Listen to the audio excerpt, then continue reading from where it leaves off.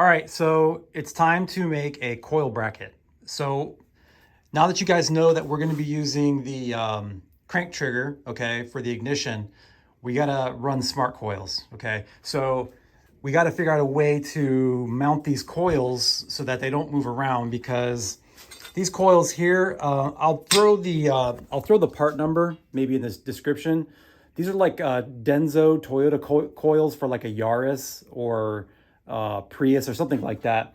But they're just like a normal smart coil that will work for this application.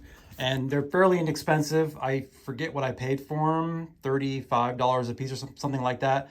But they'll work perfect for this type of deal. But we just got to keep them from moving around, because they'll just flop around if you don't mount them solid. So what I come up with, I used a little bit of cardboard here and made a little template to see if I could make a little bracket here that's going to, mount to the valve cover there, there, and there. And then we're going to need to bend this down, okay, so that the coils will kind of line up with the bracket. And then I might have to do some like little standoffs. And then I was thinking of maybe putting some holes in this to kind of like, I don't know, it might look cool and also give it like some cooling effect. I don't know. I think it would just look kind of, I don't know if it would look good, just a piece of aluminum like that. I kind of need to make it look a little better, a little more sporty, I guess. But I kind of started this project and I'm like, hey, maybe I should be videotaping this so you guys can watch and maybe learn something on the mounting the coils. I don't know if anybody makes anything for this. I really don't know. I really don't care. If I have some aluminum laying around and I can do it myself, I'm not going to pay somebody. So, all right, I'm going to go ahead, and I think what I'm going to do now is I'm going to drill some holes so that I can mount it, and then I'll use that to kind of help me bend it. And then we'll go from there and kind of try to line it up. As you can see, these coils are just like, they just have a rubber boot, okay, with a little spring inside. And they're not going to stay, obviously. Once you put it in there, it's gonna flop around. So we gotta mount it. I don't believe, this is isolated, so I don't believe this needs to be grounded, okay? On the JZ, on these, I use a similar coil. It's an Audi R8 coil, and those don't get grounded. So they're grounded through the harness. So anyway, let me drill some holes and we'll mount it. I'll bend it and we'll see where we go from there.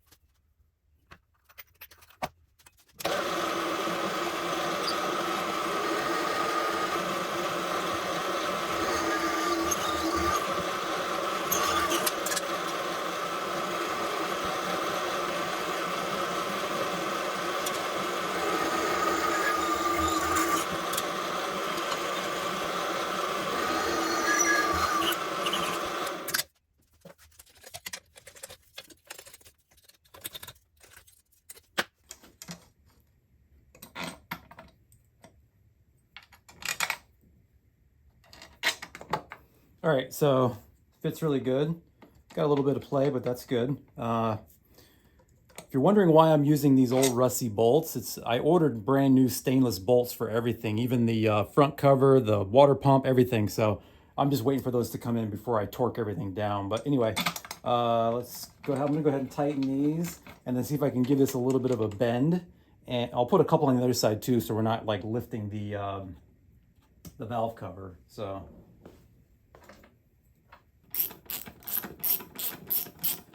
Oh yeah, I also painted the valve cover with truck bed liner. And what's funny is I posted a picture on Facebook on the S30 forum, and everybody's telling me my engine's going to overheat because I painted the valve cover with truck bed liner. So apparently this engine's going to overheat because of the paint. We'll see. Could have made a dire mistake here with painting the valve cover.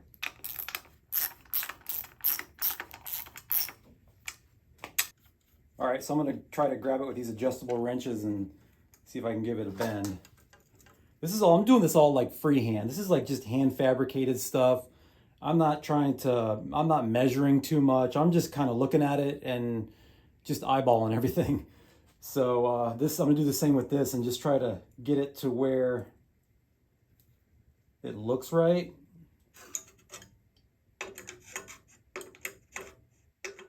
I mean, I have a CNC machine that I probably could have programmed to cut this out in a couple steps, but I mean, the time it would take me to sit down and program it and all that, I don't know.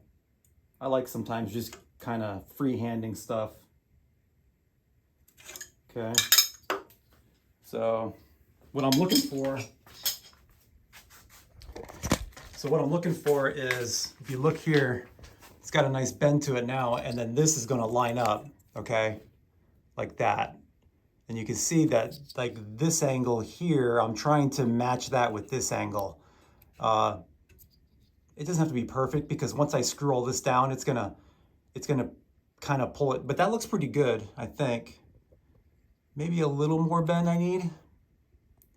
You can see that this is still a little bit this way, so I'll bend it a little bit more. And then what we will do is I have, which I was going to use on this JZ, I have these little standoffs. Okay, I might have to cut them, but oops, drop that in there. Yeah, I bought these little standoffs on Amazon. I think a couple bucks. I got a whole pack of them. And these, what I'll do, yeah, I'll have to cut them. But as you can see, they're going to be a little standoff like that. Okay. So I think that'll look pretty cool. And then obviously I'll drill a hole in the bottom. I can do, this is probably too thin to tap for any kind of a thread. So I'll put it like a nylock on the back of it with, like, I don't know, some nice stainless hardware, like a cap screw or something, and then a nylock on the back. So yeah, I'll have to cut those, but I think it'll look good. So it'll look kind of like that. All right, let me continue. I'm going to bend this a little bit more. I'll come back when I make a little more progress. All right, so I made a little progress here. I drilled all the holes and I shortened up these little standoffs to fit right. And yeah, I think it's gonna work good. This is just a temporary screw I have in here. I'm probably gonna go grab some better hardware, but I just wanted to test fit it, see how it does, and yeah, works really good. It's real sturdy too. Not going nowhere. And especially once I get a nylock on there, it should be good to go. So yeah, I'm still undecided of what I want to do here. I was thinking of possibly paint this black and then put it on my CNC. I have a CNC here. The only thing is it only has a certain amount of travel. So I was thinking of maybe writing Datsun 280Z on it with the CNC, and then it would come through as silver after this being painted black. So I might do that. I could do it in two operations. I could do Datsun and then do a different operation, move the whole piece and do 280Z or something like that. Or I could just leave it alone, maybe drill some holes in it. I don't know, haven't decided yet. So, but it's gonna work perfect. And yeah, we'll run the harness. It'll come off of here at an angle, and then we'll terminate it over here somewhere with like one of the Deutsch connectors. So, or probably 2 Deutsch connectors. Yeah, probably 2. Anyway, let me keep moving on and I'll show you guys more progress. All right, so this video is getting a little long. I went ahead and cleaned this up with a file, made it nice and straight, peeled off the protective plastic, and mounted this right here just to kind of show you guys how it's gonna look. So yeah, I think what I decided to do is I'll paint it black, okay? I'll paint it nice and black, and then my wife has like a Cricut maker. I guess it's like a decal maker. You can make stickers with it and design different things on it. And I'll just make a designed sticker to stick on here, you know, Datsun 280Z or something like that. Partly because if I program it on the CNC machine and I stick it in there and I make a mistake, it's gonna ruin the whole piece, you know, and I'll have to redo it. But with a sticker, you know, with a decal, if I ever wanna change it, I just take it off and I can redo it and make a different one. So it gives me options, and it'll look just as good. So yeah, I think this is gonna work, and it looks pretty sharp too. I mean, it's gonna look like it fits with the engine. So anyway, guys, that's pretty much gonna do it for this video. I'll show you what I'm working on the painting side. I got the doors all primed up. It's the last thing I have to paint is these doors.